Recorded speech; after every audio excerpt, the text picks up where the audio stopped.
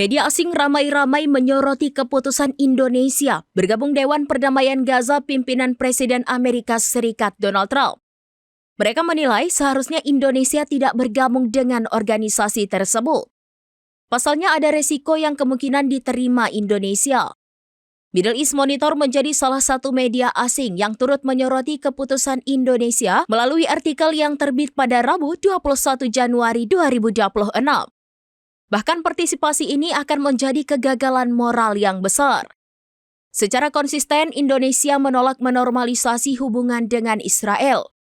Indonesia juga membela kedaulatan negara Palestina berdasarkan hukum internasional. Sementara keputusan bergabung dengan Dewan Perdamaian Gaza yang dipimpin Trump dinilai akan bertentangan langsung dengan prinsip-prinsip Indonesia. Pasalnya dalam organisasi itu, Amerika Serikat dinilai melegitimasi dampak genosida.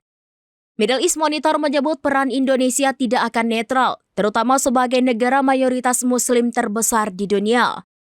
Partisipasinya dinilai akan digunakan untuk menutupi kerangka kerja yang sangat tidak adil yang dipaksakan tanpa persetujuan Palestina. Pendapat senada dituliskan media asal China yakni CNA. Dalam artikelnya, media tersebut menilai Indonesia akan terjebak dalam lingkaran pro-Amerika yang akan memprioritaskan agenda Trump.